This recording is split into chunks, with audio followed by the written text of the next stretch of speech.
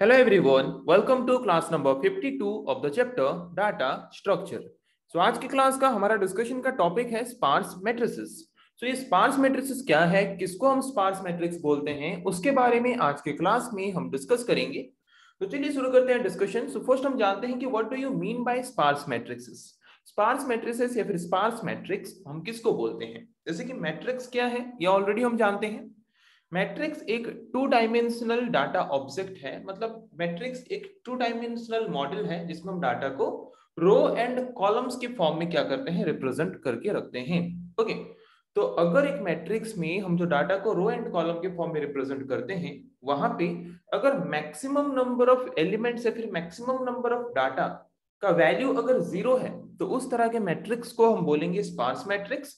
और अगर एक पर्टिकुलर मैट्रिक्स में मोर नंबर ऑफ एलिमेंट और लार्ज नंबर ऑफ एलिमेंट का वैल्यू अगर नॉन जीरो वैल्यू है तो उसको हम बोलेंगे डेंस मैट्रिक्स. सो पता चला किस तरह के मैट्रिक्स को हम स्पार्स मैट्रिक्स बोलते हैं.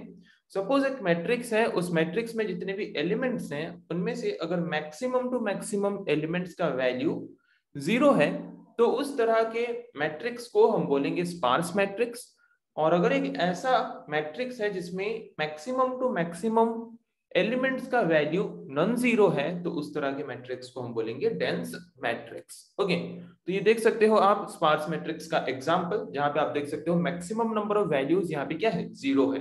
तो जिस तरह के मैट्रिक्स में मैक्सिमम नंबर ऑफ एलिमेंट का value large number of elements का वैल्यू जीरो होता है, उस तरह के मैट्रिक्स को हम बोलते हैं स्पार्स मैट्रिक्स. ओके, सो स्पार्स मैट्रिक्स यूज करने के बेनिफिट क्या है. अगर हम स्पार्स मैट्रिक्स यूज करते हैं डाटा स्ट्रक्चर में तो उसका एडवांटेज क्या है स्पार्स मैट्रिक्स यूज करने का.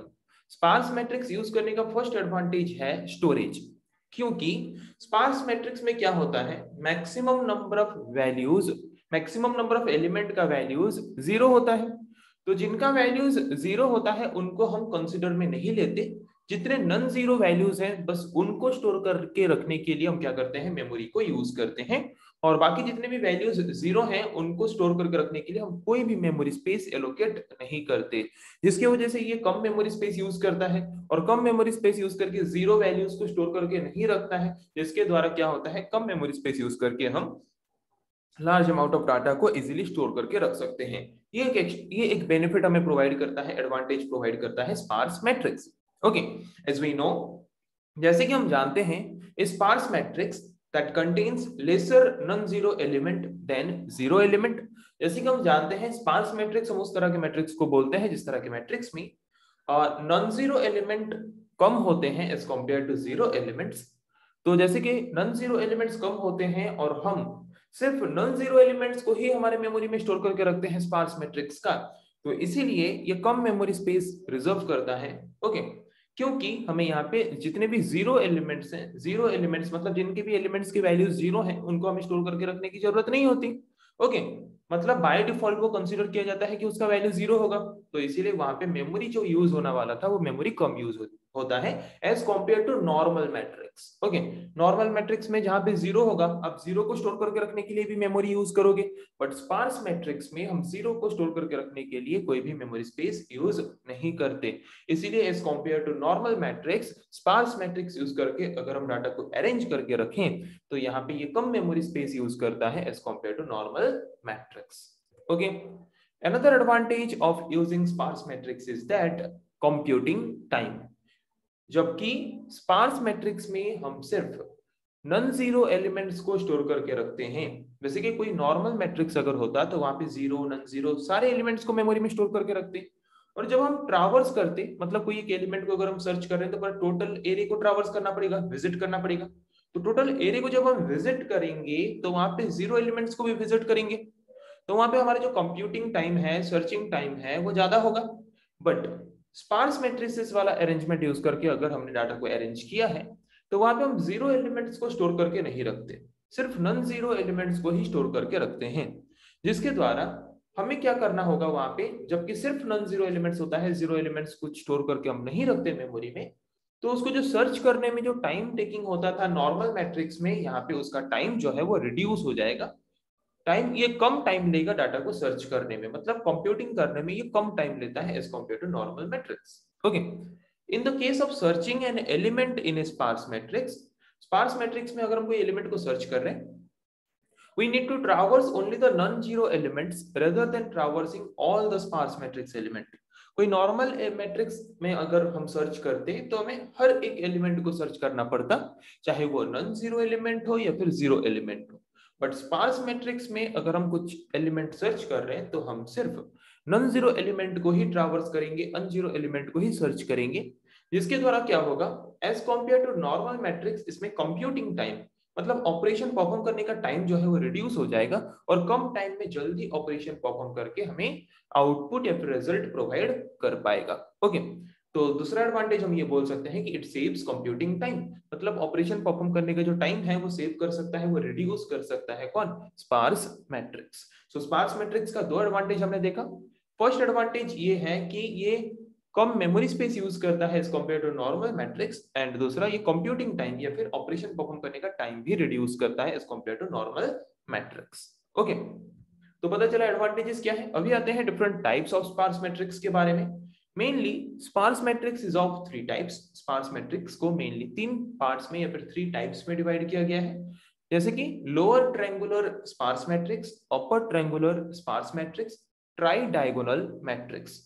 ये तीन तरह के स्पार्स मैट्रिक्स अवेलेबल होते हैं। तो देखते हैं किस तरह के स्पार्स मैट्रिक्स को हम लोअर ट्रायंगुलर स्पार्स मैट्रिक्स बोलते हैं। In a lower triangular sparse matrix all the elements above the main diagonal have a zero value। ये देख सकते हो आप यहाँ पे एक मैट्रिक्स को, जहां पे डायगोनल के ऊपर वाला पार्ट अगर सारे के सारे वैल्यूज जीरो हैं तो उस तरह के मैट्रिक्स को, उस तरह के स्पार्स मैट्रिक्स को हम क्या बोलेंगे, लोअर ट्रायंगुलर स्पार्स मैट्रिक्स। वही लिखा है देखो, all the elements above the main diagonal have a zero value. Main diagonal के अबव में जितने भी एलिमेंट्स हैं, सारे एलिमेंट्स का वैल्यू अगर जीरो है तो वहां पे उस तरह के मैट्रिक्स को हम क्या बोलेंगे, lower triangular sparse matrix. Okay, but lower triangular sparse matrix में मेन डायगोनल के नीचे, बिलो द मेन डायगोनल, जितने भी एलिमेंट्स हैं सारे elements non zero value consider करते हैं या फिर होल्ड करते हैं। तो यहाँ पे लोअर ट्रायंगुलर स्पार्स मैट्रिक्स हम किस तरह के मैट्रिक्स को बोलेंगे, जिस तरह के मैट्रिक्स में मेन डायगोनल के एबव वाला पार्ट में जितने एलिमेंट्स हैं सारे एलिमेंट्स अगर जीरो हैं और मेन डायगोनल के नीचे जितने एलिमेंट्स हैं सारे एलिमेंट्स अगर नॉन जीरो हैं, तो इस तरह के स्पार्स मैट्रिक्स को हम बोलेंगे lower triangular sparse matrix. Okay, अभी हम देखते हैं कि अपर ट्रायंगुलर स्पार्स मैट्रिक्स किसको बोलेंगे। in a upper triangular sparse matrix all the elements below the main diagonal have a zero value। ये lower triangular का उल्टा है। Okay, lower triangular sparse matrix में क्या होता था कि मेन डायगोनल के ऊपर वाले एलिमेंट्स सारे जीरो होते थे, but upper triangular sparse matrix में मेन डायगोनल के नीचे वाले सारे एलिमेंट्स जीरो होते हैं।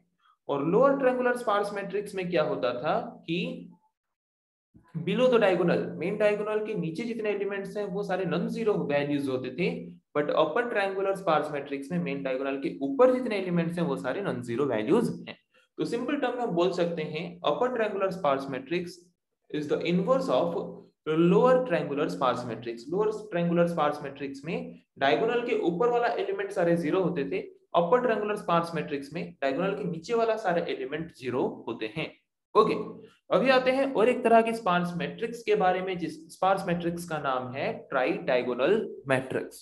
सो ट्राई डायगोनल मैट्रिक्स भी एक तरह का स्पार्स मैट्रिक्स है जहां पे elements with a non zero value appear only on the main diagonal और immediately below and above the main diagonal. Okay, जिस तरह के मैट्रिक्स में मेन डायगोनल का वैल्यू और उसके ऊपर एंड नीचे वाले डायगोनल का वैल्यू अगर नॉन जीरो वैल्यू है, उसके अलावा और बाकी सारे वैल्यूज अगर जीरो हैं, तो वहां पे उस तरह के स्पार्स मैट्रिक्स को हम बोलेंगे ट्राई डायगोनल मैट्रिक्स। वही लिखा है, tridiagonal matrix is also a type of sparse matrix where elements with a non zero value, मतलब नॉन जीरो वैल्यू वाले एलिमेंट्स कहां पे अपीयर होंगे, appear only on the main diagonal, main diagonal में appear होंगे non zero values, और immediately below and above the main diagonal, और उसके साथ साथ और कहां पे अवेलेबल होंगे, below and above the main diagonal. उसके अलावा बाकी एलिमेंट्स का वैल्यू इस तरह के स्पार्स मैट्रिक्स में क्या होगा, जीरो होगा। ओके, तो पता चला क्या है तीन तरह का स्पार्स मैट्रिक्स। ओके, तीन तरह के स्पार्स मैट्रिक्स हमने यहाँ पे देखा और किस तरह के स्पार्स मैट्रिक्स का स्ट्रक्चर कैसा होता है उसके बारे में भी हमने डिस्कस किया। अभी हम देखते हैं कि what is the representation of sparse matrix. Sparse matrix को हम किस तरह से रिप्रेजेंट कर सकते हैं डाटा स्ट्रक्चर में। हम एरे डाटा स्ट्रक्चर को यूज करके भी स्पार्स मैट्रिक्स को रिप्रेजेंट कर सकते हैं, उसके साथ साथ हम लिंक्ड लिस्ट डाटा स्ट्रक्चर को भी यूज करके स्पार्स मैट्रिक्स को रिप्रेजेंट कर सकते हैं, जिसके बारे में नेक्स्ट क्लासेस में हम एक एक करके डिस्कस करेंगे कि एरे रिप्रेजेंटेशन यूज करके हम कैसे स्पार्स मैट्रिक्स को रिप्रेजेंट कर सकते हैं and linked list representation use करके हम कैसे स्पार्स मैट्रिक्स को रिप्रेजेंट कर सकते हैं। आज की क्लास का हमारा डिस्कशन का टॉपिक था कि स्पार्स मैट्रिक्स हम किसको बोलते हैं। जिस तरह के मैट्रिक्स में लार्ज नंबर ऑफ एलिमेंट्स का वैल्यू 0 होता है उस तरह के मैट्रिक्स को हम बोलते हैं sparse matrix. Okay, sparse matrix का एडवांटेज हमने देखा। स्पार्स मैट्रिक्स यूज करने का एडवांटेज ये है कि ये कम मेमोरी स्पेस रिजर्व करता है। दूसरा ये है कि कंप्यूटिंग टाइम मतलब कैलकुलेशन टाइम जो है रिड्यूस करता है, कम टाइम में कैलकुलेशन परफॉर्म करके हमें रिजल्ट प्रोवाइड करने में मदद करता है। ओके, ये दो एडवांटेजेस हैं। और different types of sparse matrix हमने देखा, lower triangular sparse matrix, upper triangular sparse matrix and tridiagonal sparse matrix. Okay, किस तरह के स्पार्स मैट्रिक्स का नाम ऐसे क्यों हुआ है उसके बारे में भी हमने डिस्कस किया, उसका एग्जांपल भी हमने देखा। ओके, नेक्स्ट क्लास में हम डिस्कस करेंगे what are the different representation of sparse matrix. Sparse matrix को हम एरे रिप्रेजेंटेशन में कैसे रिप्रेजेंट कर सकते हैं, लिंक्ड लिस्ट रिप्रेजेंटेशन में कैसे रिप्रेजेंट कर सकते हैं, उसके बारे में नेक्स्ट क्लास में हम डिस्कस करेंगे। आज के लिए इतना ही। Thank you.